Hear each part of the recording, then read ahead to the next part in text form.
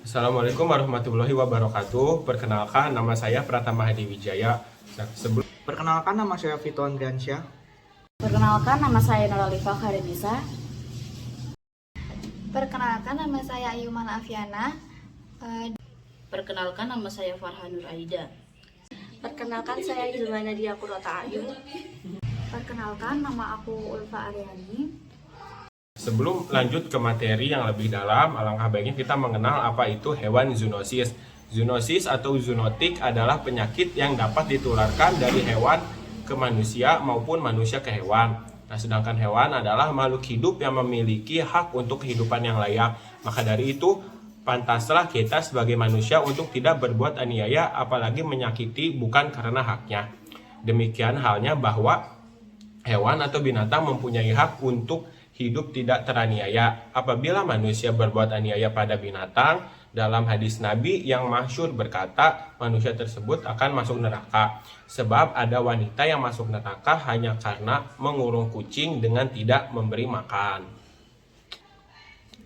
Dalam kitab Isyadur al-Rafiq yang ditulis oleh Muhammad bin Salim bin Syahid Babishil Asy-Syafi'i, disebutkan bahwa sebagian dari dosa besar diantaranya adalah membakar hewan dengan api, baik itu hewan yang dapat dimakan ataupun tidak bisa dimakan, baik itu hewan besar ataupun kecil, tanpa ada darurat. Hukumnya itu haram mutlak.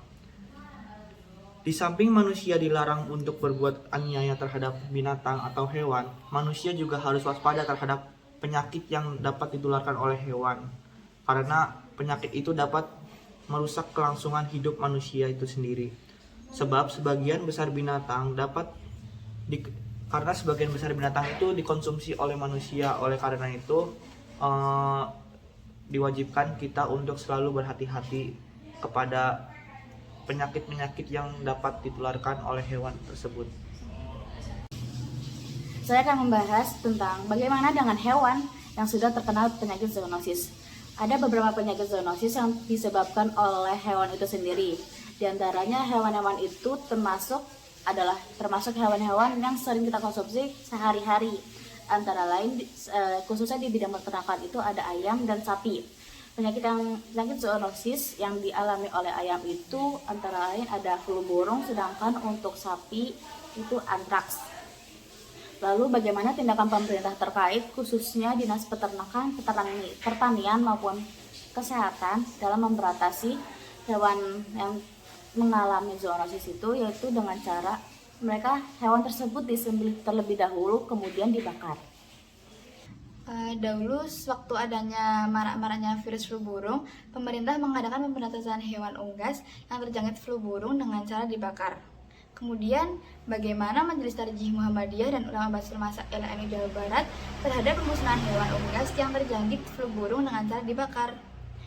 Dalam kitab Is'adul Arafiq halaman 100 pada bab Ihraqul Haryawan dengan hadis dari Ibnu Mas'ud riwayat Bukhari yang pada dasarnya melarang membakar hewan dengan api. Tetapi jika dalam keadaan darurat atau terpaksa, membakarnya menjadi boleh, seperti pada sapi yang terjangkit virus rabies dan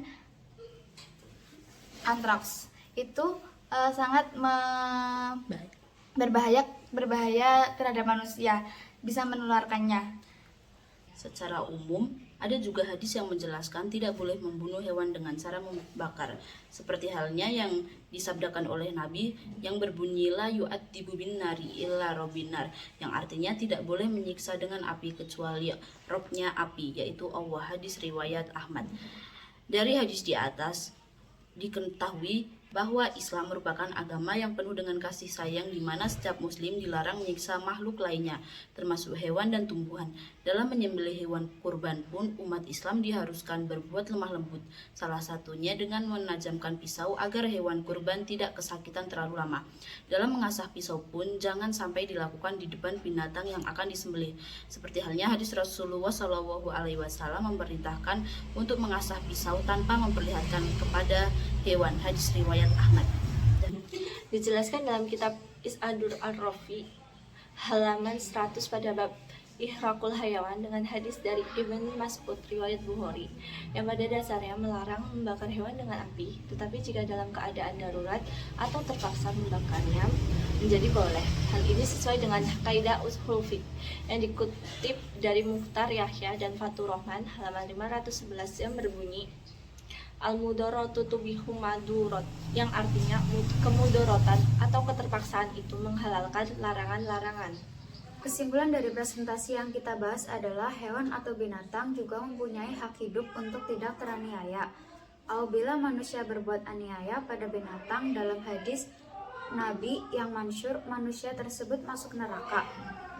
Sebab ada wanita yang masuk neraka hanya karena mengurung kucing dan tidak memberinya makan. Tetapi apabila dalam keadaan darurat, kita diperbolehkan untuk membunuh hewan tersebut dengan cara membakarnya.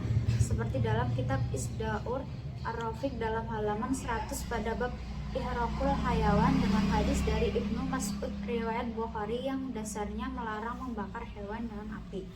Terjadi jika dalam keadaan darurati atau terpaksa, membakarnya menjadi boleh.